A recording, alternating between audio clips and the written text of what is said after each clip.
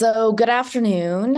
Thank you so much for being here. You are at the soft launch for the edited volume of Museum Queeries, Two-Spirit, Indigiqueer, and LGBTTQ Interventions into Museums, Archives, and Curation, a forthcoming book with Jagiellonian University Press. My name is Angela Fehler. I am a professor of women's and gender studies at the University of Winnipeg, where I also hold a Canada Research Chair in Culture and Public Memory. Alongside Doctors McGeough and Heather Milne, I co-lead the Museum Queeries cluster of Thinking Through the Museum and am co-editor of this publication. I'm really sorry not to be at the Halifax Public Library in person. I tested positive for COVID this morning. And so out of caution and care, some of our co-panelists and I have chosen to present over Zoom. However, our colleagues Monica and Adrian are in the physical room there with you at the library. Thank you, Monica and Adrian. We've decided we're just going to hybrid the shit out of this event. So welcome to it. We're each going to introduce ourselves and share a 5-minute teaser of our respective book chapters. Following this, we will have a Q&A period extended to our Zoom audience as well. But first, we would like to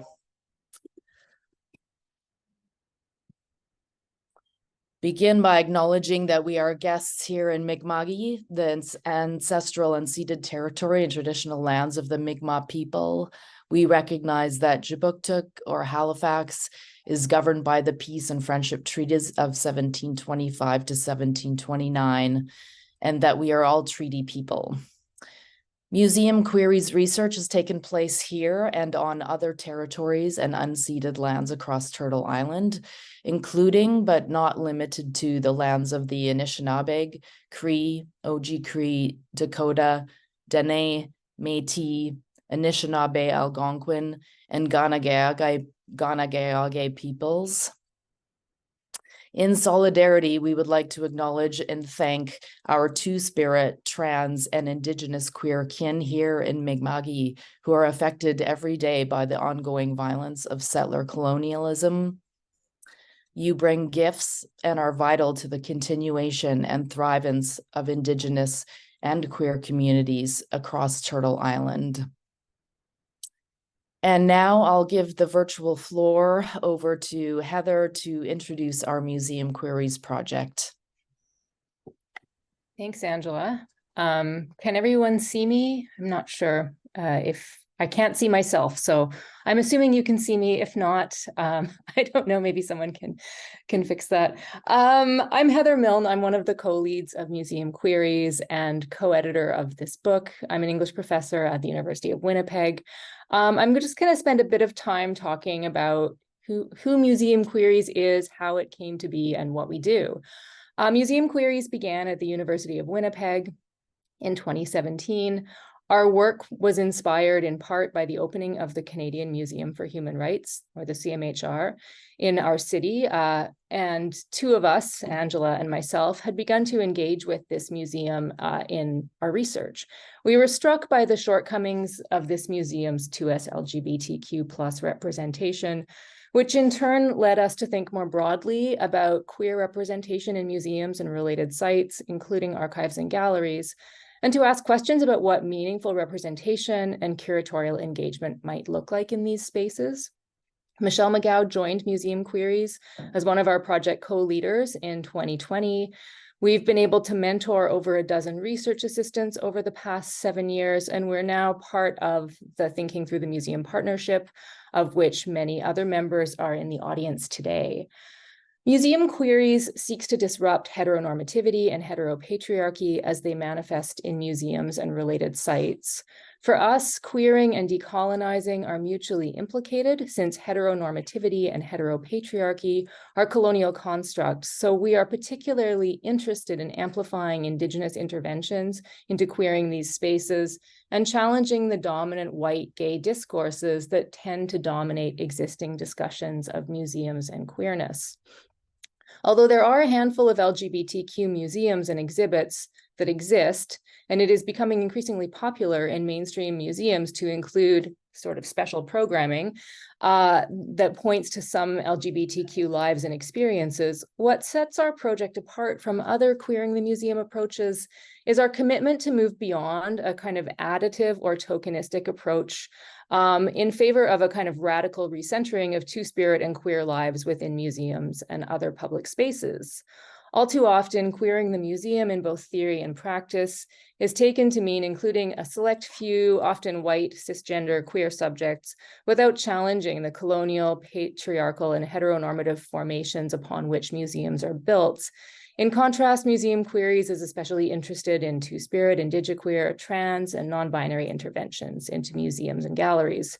Our focus on queering the museum is intersectional as we aim to think about queerness through and alongside decolonial and anti-racist frameworks. In addition to this book that we're going to talk about today, Museum Queeries is working towards other exciting projects, including the forthcoming exhibit Love Medicine, curated by McGeough, scheduled to open in spring 2026 at the Mackenzie Art Gallery in Saskatchewan.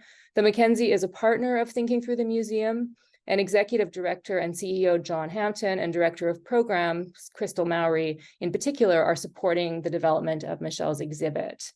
I will now pass things over to Michelle, who will speak more directly or more specifically about our book.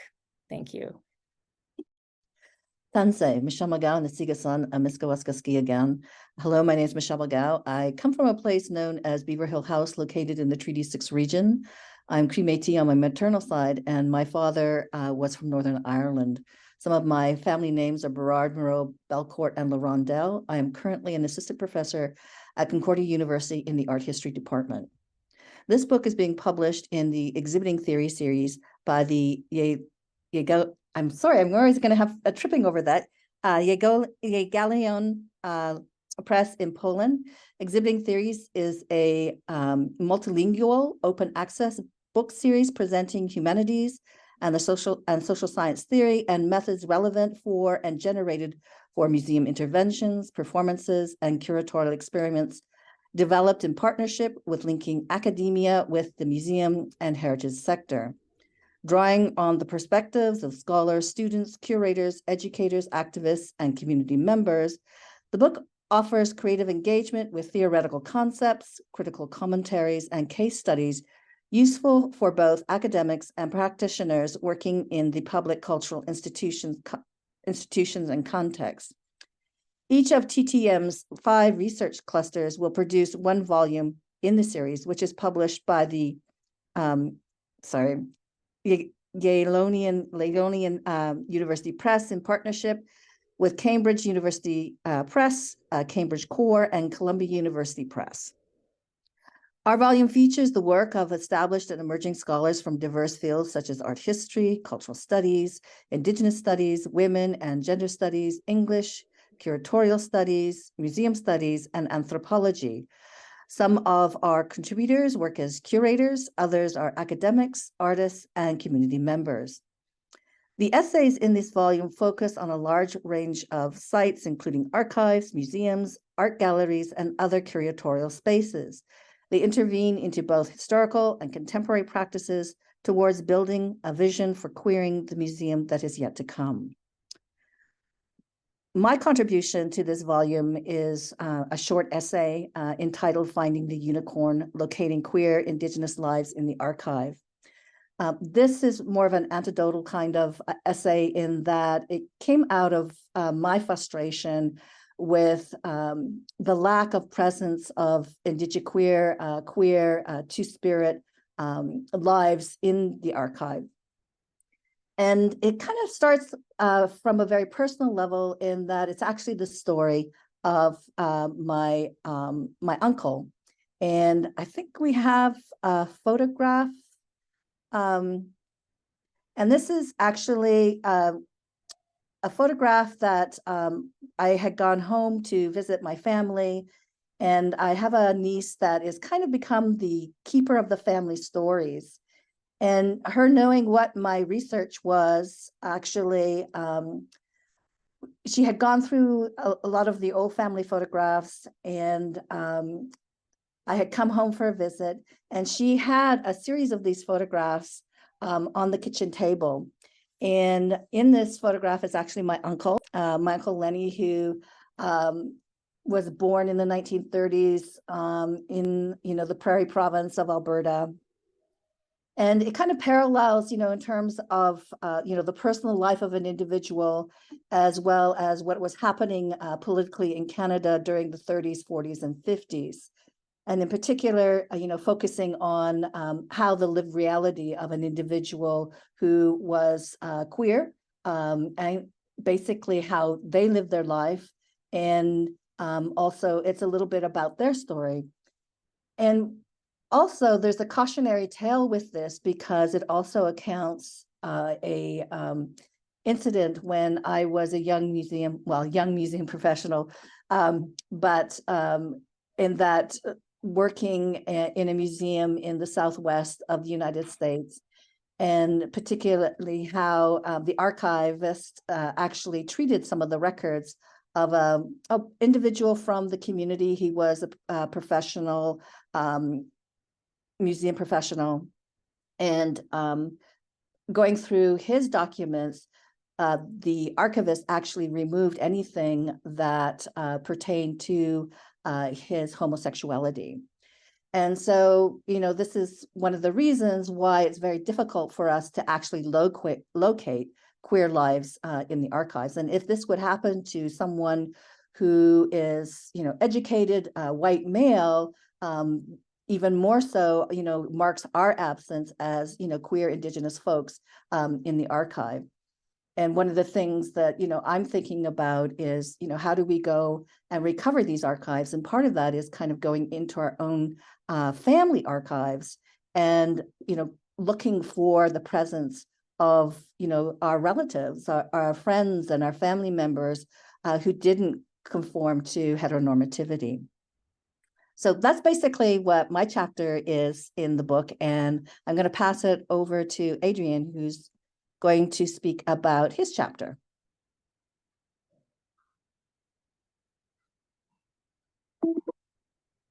Hello, everyone. We're good on Zoom? You can hear me? Perfect. So I like to talk, so I actually wrote something out. I wish I could be off the cuff, but. So in August of 2020, I was chosen as the Long Days Artist in Residence at Modern Fuel Artist Run Center in Kingston, Ontario, to conduct an engagement with their Nan Yauman's research library. My residency project, entitled Telepathic Visions, aimed to establish a practical concept of telepathy activated through my decade-long witchcraft practice to parse through queer ephemera, connecting myself to the ghosts of our friends, uncles, aunts, and lovers. So my chapter in this book explores two projects where I mobilized my practice. The first time at Modern Fuel in 2020, and latter at the site of a demolished gay bar, the Love Discotheque in Montreal.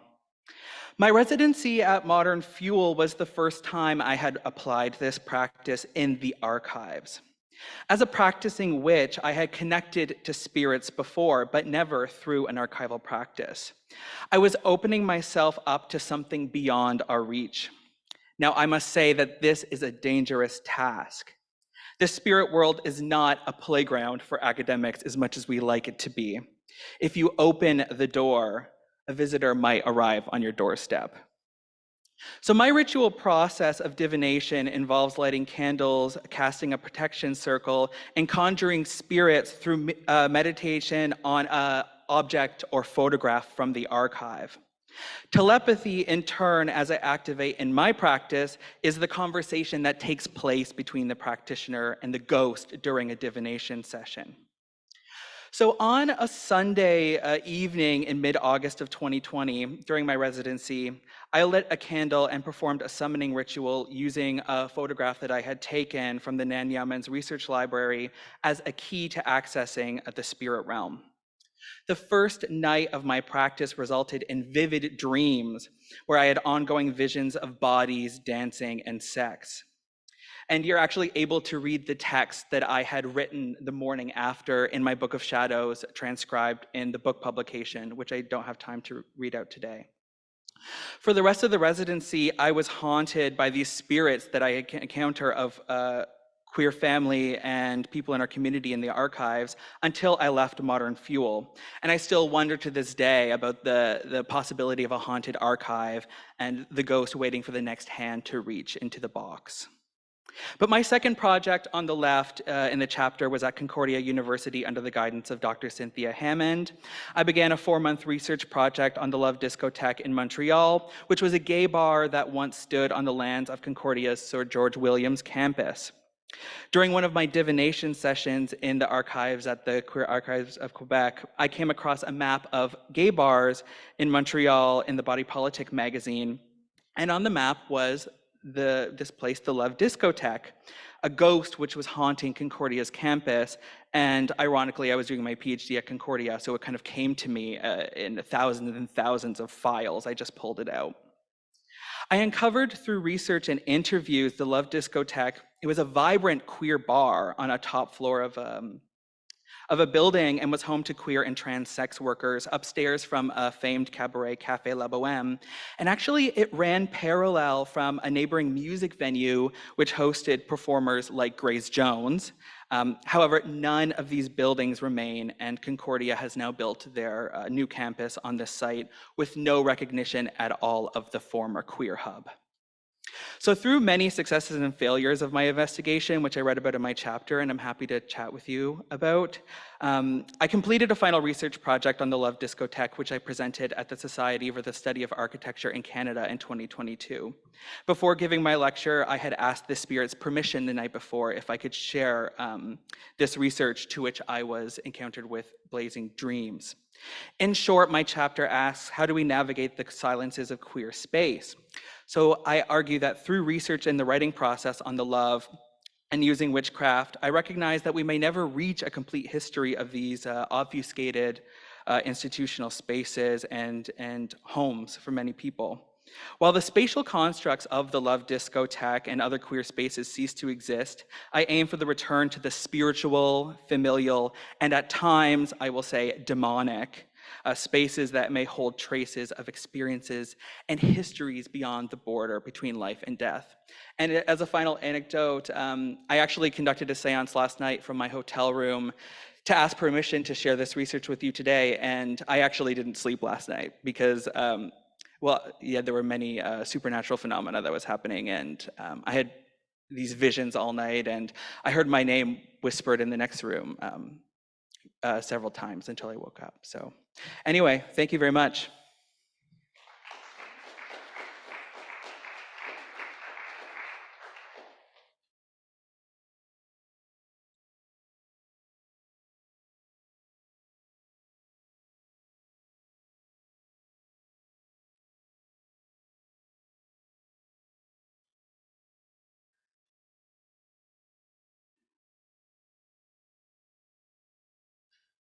Is it working? It is. Okay, great. Thanks, Adrian. Yeah, bujunin dinaway maganadag, anin. Dibigigis swabgonic indigenous cause, mikinakin do dem, gojijing and donjaba, gay misquagami witsibing dao, dash niche mani dokandayawag. So, hi there, my name is Adrian Huard. I'm a two-spirit Anishinaabe drag and pole/burlesque dancer, as well as an art critic, curator, PhD candidate, and future assistant professor in Indigenous Studies at the University of Manitoba. I'm also a member of Couchiching First Nation in Treaty 3 territory and currently reside in Winnipeg, Manitoba, where I was born and raised. And lastly, I act as a board co-chair for Two Spirit Manitoba Inc., alongside Dr. Alex Wilson, and I'm guided by the strength of my Two-Spirit elders, my Two-Spirit knowledge keepers, and community members. So much of my curatorial praxis looks at Two-Spirit, trans, and queer Indigenous performance art. Art forms that may be considered a lowbrow, such as drag, burlesque, stripping, and other forms of embodied and sometimes erotic art. This has presented some challenges as an institutionally trained curator, leading me to wonder whether these art forms are welcome within major cultural institutions such as museums, art galleries, and archives. So yeah, in my paper, I take on a yes and approach in that I share my reflections on the experiential possibilities and limitations for Two-Spirit, trans, and queer Indigenous performers within the White-Walled Museum. And historically, major cultural institutions are rooted in Western modes of knowledge production that advance settler colonial supremacy. The white, cis, heteronormative gaze acts as this pervasive outsider spectator to our transmission of queer Indigenous joy. So yes, due to their inherent ties to the process of colonization, Indigenous peoples, we maintain contentious, cautious, and wounded relationships within these Western institutions, and rightfully so. And by asking whether we tangibly see ourselves within these spaces, I also question the notion of validity as determined by institutions and the art industries that are so intrinsically tied to them.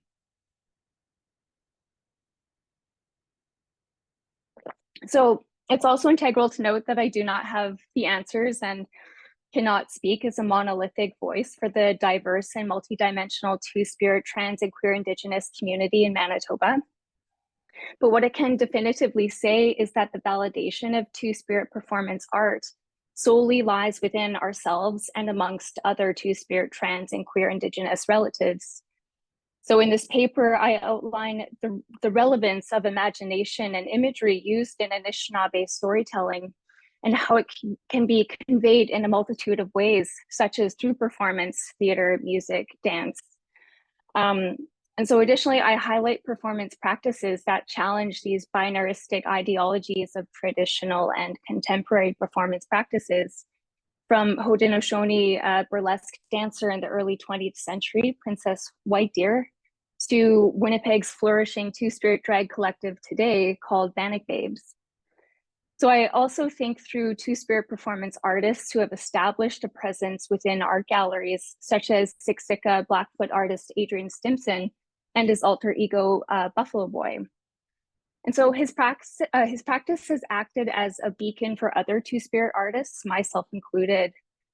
And so in this paper, as a case study, I talk about a co-curated exhibition that I did in 2019 called Creative Kinship and Other Survivalist Tendencies at Articule in Montreal with my now defunct curatorial collective, Bijit. So the premise was to create a residency for Black and Indigenous creatives to collaborate on different projects through the lens of solidarity amidst the continual after effects of apocalypses that underrepresented communities face at the hands of settler colonial violence. And so after exhibition opening, we transformed the space into a late night queer BIPOC dance party by covering the windows. We set up a DJ booth and we put a stripper pole in the center of the space. And so artist performances included Aerial Twist, Nada, Dana Danger, and myself, with a DJ set by Frankie Teardrop. And so this gallery took on a completely different aura, inviting a safer space for queer BIPOC individuals to take over and use that space that rarely pertains to us. And so through the engagement with a white-walled gallery space, while also subverting the cis, white, heteronormative gaze, we discovered nuance, like it is possible to participate and reject at the same time. And so we found ways to infiltrate the institution while centering the legitimacy of our own art forms within each other. And I believe there are pockets of possibilities to participate in major cultural institutions while rejecting colonial authority, and therefore encouraging us to find liberation within our own communities and nations as Indigenous peoples. And so perhaps these spaces have the potential to act as a vessel for us to express, desire, joy, and connection for Two-Spirit creatives, while also remembering the colonial violence the museum has and continues to enact on our people. And so forging Two-Spirit spaces in museums and other creative venues provides a beacon for our peoples, signaling to our creative tools so we can find one another. And so we can also persevere in solidarity with one another. That's it. That's my paper. I believe we're on to Monica next.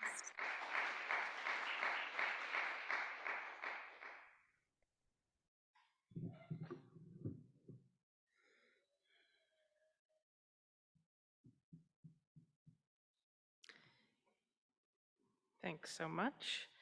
So when I first saw this call for papers, I immediately thought of someone that I deeply admire, Cara Tierney, who's an interdisciplinary artist, activist, curator, educator, consultant, and community builder. And they move between university classrooms, art galleries, cultural institutions, and general publics, producing creative educational encounters aimed at stimulating wider discussions on non-normative modes of embodiment, the collective and relational experience of co-producing identities, all while fostering sensitive awareness of the relational construction of historically grounded systems of inequity. So in fact, after I forwarded this call to Cara, telling them I hope they could contribute, because they're so busy with all the aforementioned things, they politely declined. But then life intervened, and I decided to reapproach them. So I'll tell you what happened, which is just a personal story. As most of the people in the room know, I'm very interested in museums, and particularly in the possibilities for children's engagement with them. So I take my 6-year-old along with me to museums all the time. And she really loves going to museums and is one of the most creative and critical curators that I know. So I took her to one of the main National Museum in Ottawa, and we had to go to the bathroom. So as we were going to the bathroom, which was a bathroom where there were 2 entrances with a kind of shared space, she started to go into the men's room. And I steered her to the other side, to the women's room. And she planted her feet and said, "No, I want to go in here." I said, we have to go on this side. So we had this whole exchange / sort of standoff, as is often my experience with this little person. But she interrogated me and wanted to know. She said, how do you know that this is for girls and this is for boys? So I said, well, there's the triangle, because they had these big icons of the standard gendered symbol. And she said, what's the triangle? I said, that represents a skirt. She said, but boys can wear skirts, right? I said, right. And girls don't only wear skirts.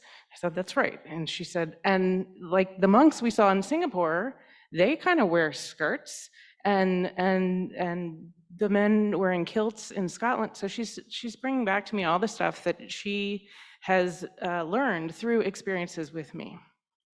And so she said, so why is the museum saying girls have to wear skirts? I said, well, because in some places in the past, women and girls had to wear skirts. Horrible job of answering these questions, by the way, I fully recognize. That's ridiculous, she says. Yes, that's ridiculous. So, and she said, but not today, right? Anyone can wear what they want. So something my partner and I have tried to convey to her. I said, yes, with, of course, the big ... going in my mind of it's complicated. So this question just sort of sat with us. So the question she wanted to know was, if this is the bathroom for he's and this is for she's, where do theys go to the bathroom? And she kept returning to this question for weeks, for months. So she prodded me to do some investigating. I told her that was a great question. We should speak to the director about that. They do have a gender neutral, inclusive bathroom at this museum. As you might guess, it's all the way in the back. It's not easy to find. It's small. And she was very preoccupied by the inherent injustice and hurtfulness of the exclusion of theys, as she said, from the bathroom. So I was able, because I live in Ottawa, to then take her to the installation that you see behind me, which is an artwork created by Cara Tierney. It's at the Ottawa Art Gallery. It's a monumental sculptural work that says they, and it looks out, what you can't see is, what it looks down upon is this open cafe where people come to meet with friends, to celebrate exhibit openings. You can see this sculpture from the street. And I just felt so profoundly moved and grateful to have this resource where I could take my child to help confirm some of the things we had been talking about, especially in her ongoing confrontations with her own peers, some of whom do not understand that not everyone is a boy or a girl. So there were at least 4 things that I think this exchange taught me. The first was a tough lesson about my own complicity in maintaining the deeply entrenched systems of exclusion of trans and genderqueer people, in this case, built into the very structures of the building. And of course, that complicity is born of my own privilege as a cisgender person. This is privilege that allows me to go to a museum and use the restrooms without having to search for them or feel invisible, uncomfortable, or unsafe. It also taught me about how privilege and exclusion are often embedded in multiple forms of oppression. So in addition to being ethnocentric, this rigid binary, gender binary that's reproduced in bathrooms around the world, surveils and delimits a whole range of people who don't fit into the dominant norms in a variety of ways and for a variety of reasons. The third lesson, I think, was about the importance of praxis. So I think there's a tendency among academics to intellectualize things and lose sight of the uneven stakes and experiential impact of issues of justice on people's lives. Particularly as in this case, if we are not so directly implicated in them. And rather than just shuffling my child into the women's restroom, as she made clear to me, I need to be sure that I'm living with integrity and staying true to my own understandings of justice, especially when it's easier to simply look away and move on. Finally, I think this exchange shows the deep and profound, if often ignored, knowledge and capacity of children. So I was very honored to work with Cara. I reapproached them and said, I've just had this really powerful experience. I wanted also to thank them for producing this work that so strongly and proudly proclaims to the world that theys do exist and they're here and they're everywhere. And from there, Cara graciously agreed to co-write the chapter. So I would love to share more about that with you, but as time is limited, I just hope that you'll all get your hands on a copy when it comes out, and also learn more about Cara Tierney's really important, incredibly impossible to summarize, diverse set of works in lots of different mediums, which can be found on their website. Thank you very much.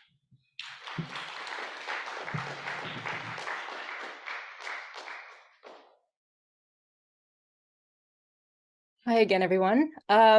So my chapter for this volume explores my expectations, hopes, and also concerns regarding the forthcoming 2S LGBTQ+ Purge exhibit at the Canadian Museum for Human Rights. So I think I'll begin just by giving a bit of a historical background on the purge for those of you who aren't familiar with this. So in 2017, Prime Minister Justin Trudeau offered an official government apology in the House of Commons for the dismissal of an estimated 9,000 2S LGBTQ plus employees from the RCMP, the Canadian military, and the civil service between the 1950s and the early 1990s. The practice of purging queer people from these jobs stemmed from a belief that we were susceptible to blackmail by the Soviet Union due to our alleged weak character, and that we thus posed a threat to national security. So this practice is known colloquially as the gay purge, or the just the purge sometimes, or the LGBT purge. And it was a practice that was directly informed by kind of Cold War ideologies and also 1950s social conservatism. The apology for the purge occurred in conjunction with the settlement of a $145 million class action lawsuit. Most of that money went towards survivors of the purge, but $15 million was set aside in a fund called the LGBT Purge Fund. And most of the money from that fund is going towards two projects. One is a memorial that is being built in Ottawa, and the other is an exhibit at the Canadian Museum for Human Rights that's scheduled to be open in 2024. My chapter on this exhibit is a bit speculative because we don't know anything about this exhibit yet. The museum's very secretive about things, so we're not really sure. But what I do is I theorize the forthcoming exhibit in relation to the CMHR's existing queer content, to consider the role the CMHR currently plays in shaping public memory about 2S LGBTQ plus struggles in Canada. And specifically, I think about how the museum's kind of celebratory nationalism and upbeat approach to human rights tends to neutralize criticism of the Canadian government's participation in oppressive histories, including homophobic and transphobic histories, and what this might portend for its forthcoming exhibit. In the decade since its opening, the CMHR has largely maintained an investment in upholding existing norms and structures of power rather than advocating for change.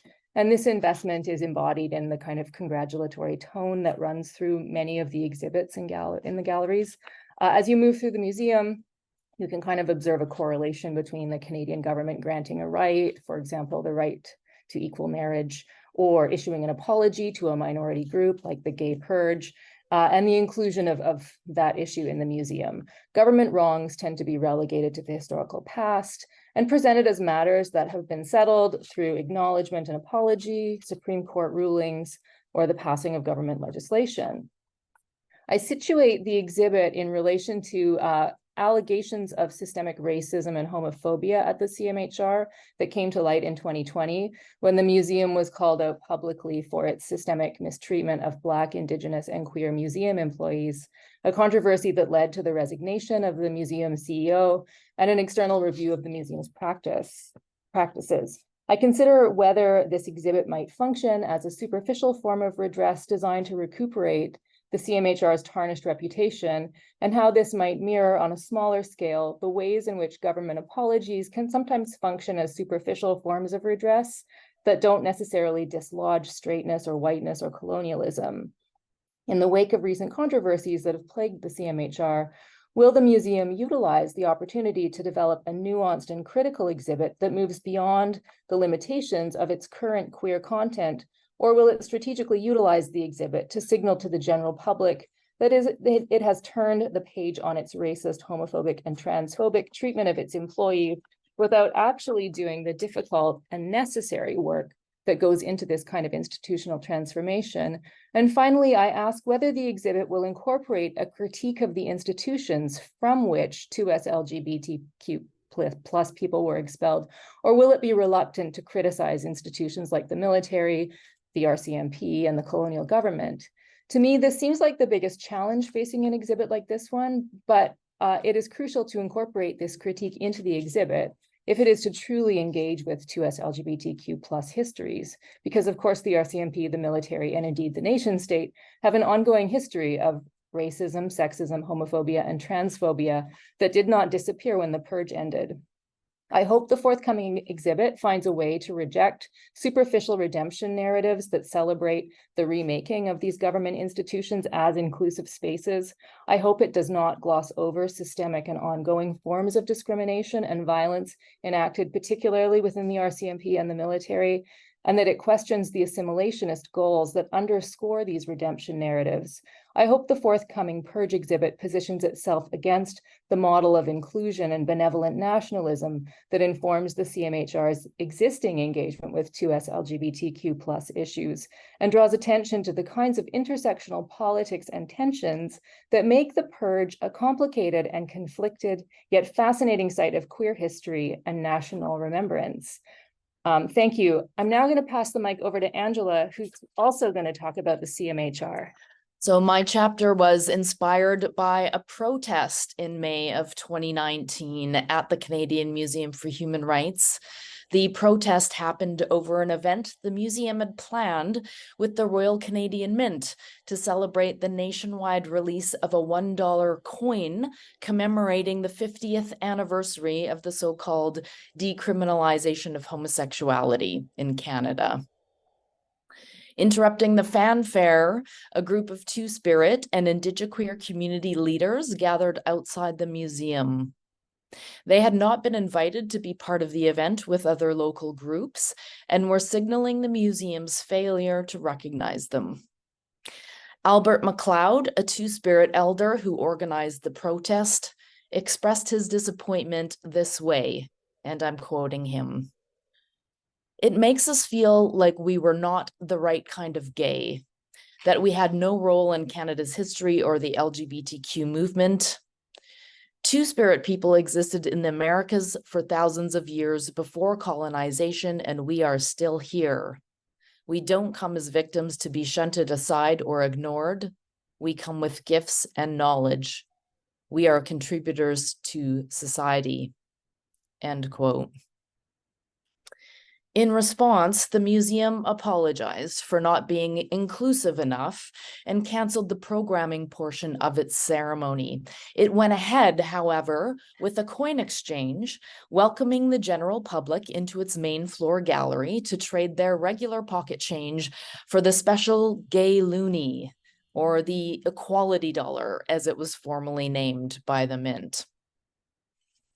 I consider the Two-Spirit protest at the CMHR a flashpoint, exposing problems with how some memory-making institutions are incorporating LGBTQ issues into their programming and/or collections in attempts to address diversity and inclusion. This museum's attempted trade in queer currency backfires, retrenching long-held structures of privilege and exclusion.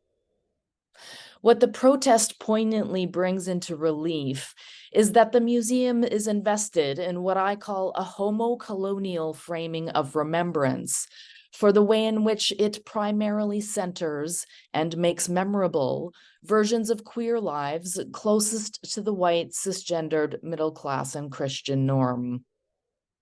This framing points to the entanglement of LGBTQ rights and notions of queer progress with a settler colonial political economy, wherein the tokenistic inclusion of some queers into the sexual citizenry happens upon the dispossession and marginalization of others, namely Two-Spirit and queer and trans, Black, Indigenous, and people of color who continue to be subject to violence and attempted erasure for expressions of gender and erotic kinship that do not adhere to Euro-colonial capitalist norms.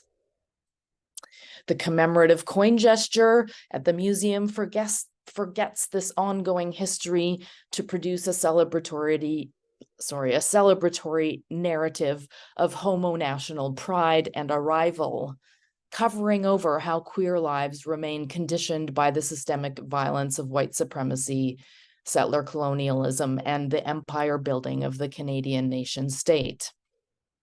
As an act of resistance, the Two-Spirit protesters expose a crack in the museum's homo-colonial framing, precisely by disrupting its celebration with their presence, refusing to be forgotten or disappeared.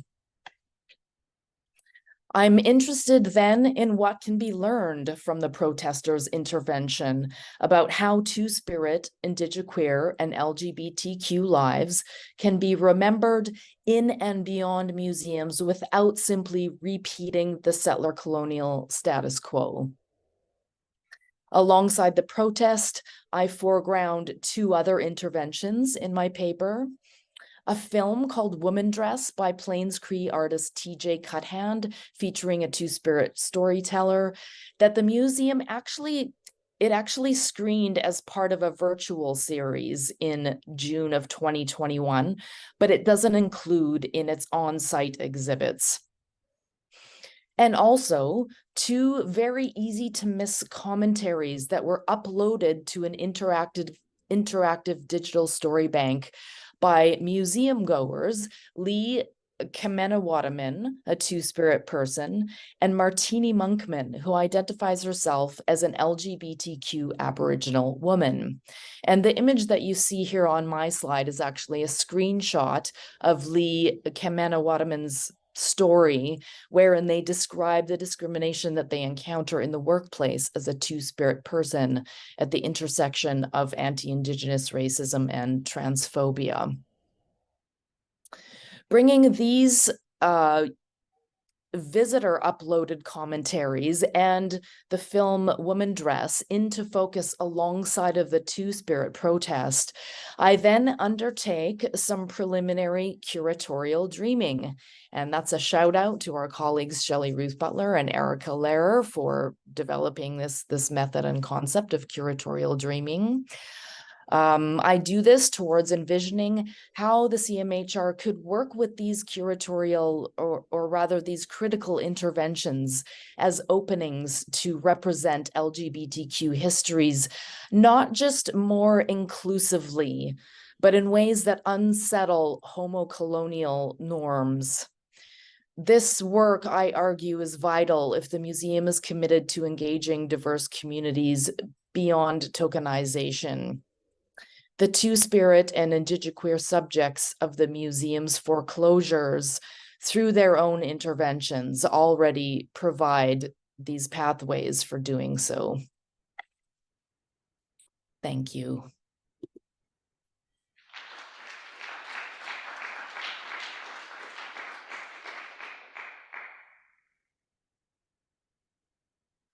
And now, Karina, if you would forward the slide, please.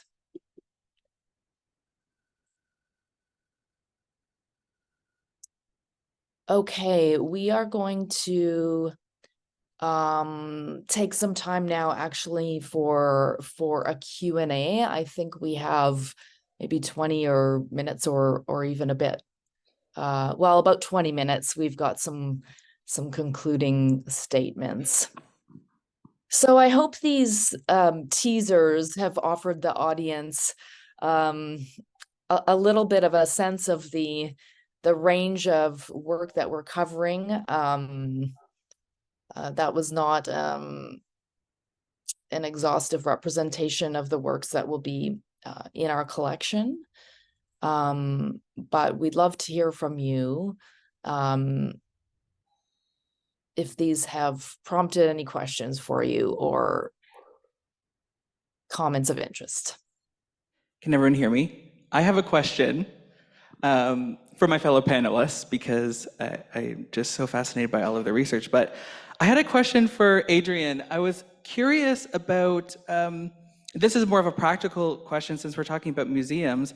I was curious about your experience with funding these projects, like how you went about funding them. Did you work through organizations? Did you work through, collectives? Because, larger institutions oftentimes are scared to fund, like, especially if there's dance involved or music, they're kind of like, oh, we're scared to have this in the space. So I'm curious if you could talk briefly about that.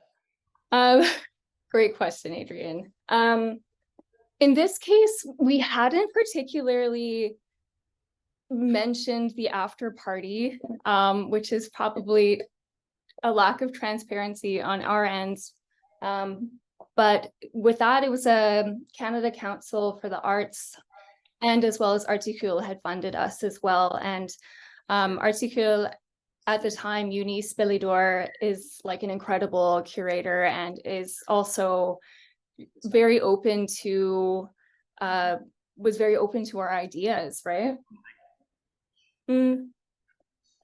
But to be honest, I have started moving away from institutions, and I have more moved to curating in person in local queer bars, and online virtually. So I don't really have a good answer for you, Adrian, just because it's a case by case situation. But yeah, I mean, it's maybe more of like a romanticized hope in my chapter, and that maybe there are ways that we can kind of rig the systems a bit. And I don't know. Yeah, I wish I had better information for you. Well, something that's interesting, and I don't know if we want to go back to Adrian to think about this, but I mean, some of you may have noticed that even mainstream big establishment museums are starting to host things like a drag show, and are starting to have these kind of features of queer lives in particular ways. But I mean, I think as Heather pointed out in the introduction, these things are being done in sort of like tokenistic, additive ways that don't actually disrupt anything about homonationalism or settler colonialism. They are kind of curated as like in kind of fetishistic ways that don't disrupt any of those kinds of power dynamics, but where queer lives are just being sort of put on display in particular ways that retrench these dynamics, and don't, as Michelle says, don't actually contribute to centering our lives. Alex? Hi, it's Alice Jim, Concordia University. So along those lines, I was perhaps also wanting to hear from Michelle talk about what it's like to curate the work that you and Carmen do, for example, curate with artist spaces and also institutions, actually, the work of queer and trans queer artists. Oh, thank you for that question, Alice. I think one of the things in particular that with the project that you're speaking to, specifically Norval Morisseau's work, is that we're looking at it through different kind of lens. One that's more centered on Indigenous understandings regarding gender and sexuality, Indigenous understandings in terms of relationship. And I think one of the really interesting things that has come out of the work with Morisseau is this idea that, erotic is kind of a misnomer, and we need to kind of dig a little bit deeper in terms of what we're actually seeing being portrayed in the imagery. And Morisseau gives us clues in the work to kind of give us an understanding of how to kind of read it. And I think that as we have more language speakers and more community members looking at these works and looking at how Morisseau is kind of uncovering or displaying, an Anishinaabe worldview in terms of gender and sexuality, but beyond that. And so for like the exhibition that's coming up at the Mackenzie, Carmen graciously gave me permission to use the title Love Medicine and to think about, you know, the healing aspects of intimacy, but also sexual relations, but also that in many ways, how it is related to Indigenous worldviews, that it's not about titillation, but it's beyond that.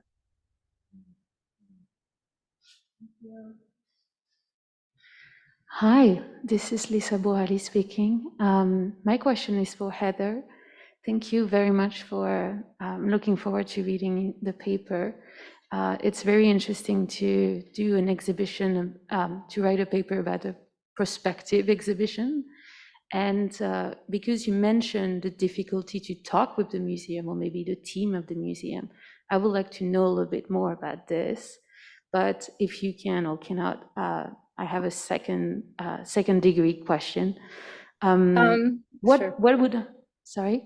No, you go ahead. Sorry. What would happen if the exhibition, when it will open, is very different from what you think about? And would you consider doing the exhibition or doing an extra exhibition next to it, or response exhibition that reflect on what you wrote and what we can see at the museum? Thank you for that question. So the first part of your question, you know, sort of why the secrecy? I think because this museum has been sort of embroiled in many different controversies, they tend to be a little bit defensive and kind of secretive, because they've just been the target of a lot of criticism and controversy. So there's not really, you know, we know that this exhibit is coming. We know that when the allegations of racism and homophobia came out and there was this big controversy, the LGBT Purge Fund actually withdrew its partnership, and they said, we don't want to have this exhibit here. And then there were some kind of ongoing negotiations that happened. And then a few months later, they re-entered the partnership. So the exhibit has been delayed because of that. But I think there's just maybe a protectiveness that institution has. In terms of like, well, I'm not a curator. I'd actually love to curate something on the Purge. I think what will end up happening, I mean, I don't know what this exhibit is going to look like. There's some interesting people on their board of directors. I think there's maybe, my guess is that there will be competing visions for what it might look like, or what people might want it to look like. I think one thing that Angela and I will do, you know, with our RAs, one of the kind of pedagogical things that we do a lot is we have our students do kind of alternative audio guides and engagements. And so I expect whatever they end up producing, we will probably use that material a lot in our teaching, and you know, invite opportunities for lots of different kinds of critical engagement and, you know, curatorial dreaming, you know, ways that we might imagine the exhibit to be. And in my paper, actually, my last section is sort of a section where I kind of imagine the things that I would want to see in the exhibit and the kinds of ways that I hope that the exhibit sort of embraces some of the complexities and some of the messiness. I think one of the problems with the CMHR is that it likes to simplify complicated narratives sometimes. And I think there are a lot of different voices around the purge and a lot of different threads, and that the exhibit might need to be kind of messy in a way that I don't know if it will end up being. But I don't know, Angela, if you wanted to add anything to that the first part of the question. I don't know if you had anything to add. Well, I mean, I guess just to reiterate what you're saying a bit about the museum. I mean, the Museum for Human Rights tends to want to display narratives that it can kind of count as human rights wins when it comes to Canada. So with respect, like, it does have an amount of queer content. It has no Two-Spirit content that it has curated itself, but it has some LGBT content. And for the most part, you know, they are like prideful narratives. For the most part, they forefront white queer lives. And when they forefront queer lives of color, it tends to be this queer imperialist framing where queer activists from other places, including the Middle East and the Caribbean, are framed as basically being kind of saved by the safe haven of Canada. And, you know, there's just a story there of the way in which Canada is, you know, so progressive and can pat itself on the back. And, you know, that other places are so much more homophobic. And so I think on the one hand, it is sort of the purge narrative is a narrative that the Human Rights Museum hasn't wanted to tell about LGBTQ lives because it is a difficult history.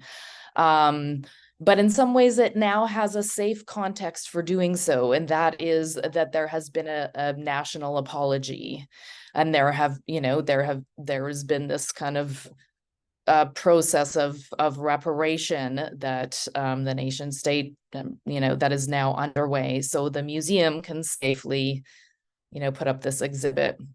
But it will be interesting to hear, you know, the kinds of public engagements with this history and you know, maybe the more interesting thing will be in those responses rather than the exhibit itself. Hi, it's Marlena Nikody from Poland, and it's more of a comment to all of you.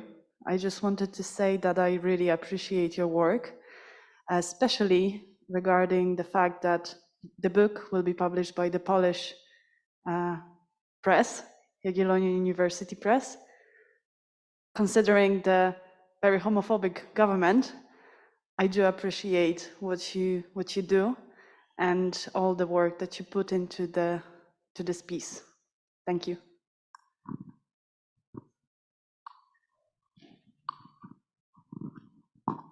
Hi, Dan McKay, Halifax amateur historian and archivist.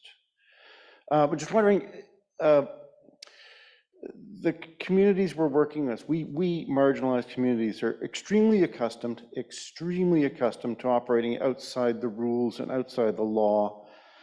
And that's not really the way academics work. And I'm wondering whether any of you have encountered that kind of friction in any of your work. So this is like maybe story time. And my mini stories are when our community crashed and burned, when the organization crashed and burned, the building got locked and we knew that everything in the building was just going to be disposed of. And activists broke into the building and retrieved the records of the organization so they could be archived, right? So this is like renegade archivist myself, working with an academic. I've heard, yes, we should be able to get that through ethics sometime in the next 6 months, knowing that my subject would be dead in 2 months. What do you do? Do you wait? Do you do things by the rules? Or do you break the rules?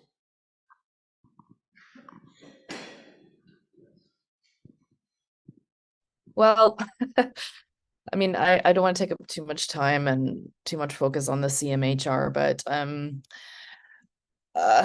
yeah, I mean, when I had my students do alternative audio guides, like queer responses to the museum, you know, we just published them on our own kind of website, but a colleague, a curator who I can't name, at the Canadian Museum for Human Rights kind of told me in a back channel that if I was the going to continue to do that work with my students, that the museum would never work with me. So I think, I think I've also learned from curators and staff members in museums that they also do need outside critics that they can point to. And Heather Gloliorte actually made this point that I keep remembering, that they do need outside critics who are maybe not willing to collaborate with them to keep raising some of these critiques, because often collaborating with these institutions means compromising the critique. So yes, Daniel, I think we will be doing some rogue things, some things from outside of the museum. But my wish is also that the museum does better. And so I think, working in alternative spaces is good, but I want to also keep kind of knocking on that door, because we use those spaces as pedagogical sites, and these spaces have a lot of power and a lot of resources that should be working for us and representing us as they claim. And, just to add to that, although it's true that the museum said to you, or somebody from the museum said, if you continue to do this critical work, we will never work with you in a formal capacity. There was that time a year and a half ago when we took our students to see that exhibit, and someone from the CMHR came down to talk to us and said that the people that actually work there love our website, love our material, and look at it all the time. So I thought that was really interesting. Like there's a different response from, I think, people working in the trenches in the museum, that maybe they're kind of more open to the kind of critique that we're doing. And so I think that's interesting. But yeah, Daniel, it's always a struggle, right? Where it's always, these institutions are so cumbersome and difficult and rigid, and it's always very hard to kind of try to do radical work within them, for sure.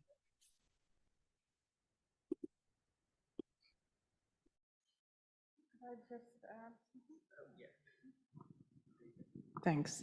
I think it's important to think about the law expansively here, and also the current struggles over the so-called parental rights movements that are actually anti-trans in particular, and that is really taken grip in the United States, where I'm from. But it's also in Canada, as we saw a couple weeks ago with protests and counter-protests around the country.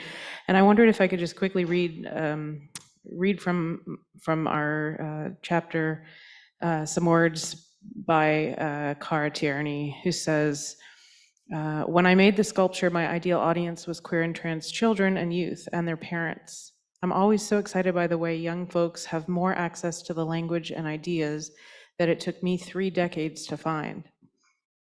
Having spent some time working with queer and trans children and their parents, one of the patterns I've observed is that queer and trans children are often, by default, tasked with educating their parents, and the stakes in terms of asserting an identity are high.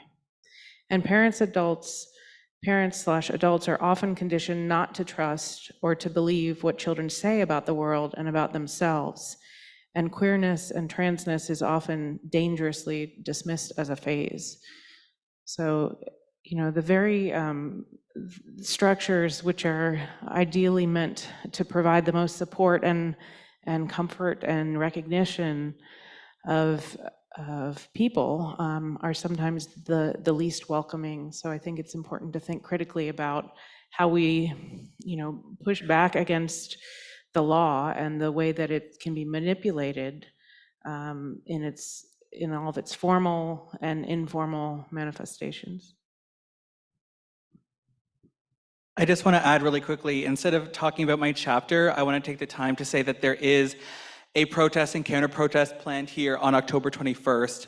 So if you are able-bodied and feeling safe, please make your way out to, I'm not sure where it's taking place here, There's also one in Montreal and across the country, and everyone here sitting in this room is a political act amongst this climate. So we're all doing activist work right now talking about this.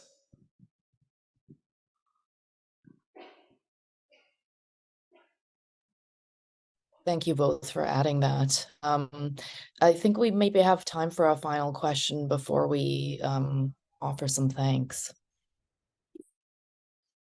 Or I just invite any of my co-panelists to add further comments. I just wanted to add, like, as Indigenous people, we're always outside the institution, you know, that we are never welcome in the institution. We're not supposed to be there. So, you know, in terms of we're always, and I think that's a good thing. I really do think that's a good thing, because I think that also it allows us to, you know, critique what we see going on. And we also, you know, have, you know, the battle scars from that. And sometimes we just refuse to participate, you know, in the institutional space. And yeah, I would say that in many ways, we're outlaws from the onset.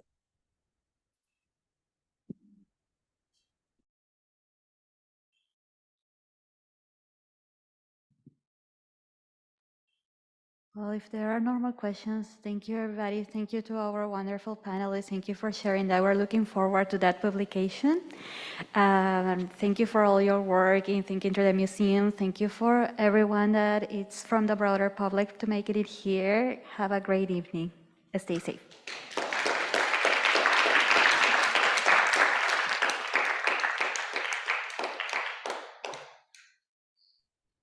Thank you so much. I had also wanted to just thank the library staff that are there, including the tech people and Owen Day, and for our on the ground TTTM colleagues, including Karina, Heather Liliarte, Carla Taunton, Dorota Glowacka, Krista Collier-Jarvis, Danielle Miles, and Madeline Ray Hutchinson, who did some promotions for us, and also our fourth co-editor, Sabrina Mark, who isn't here.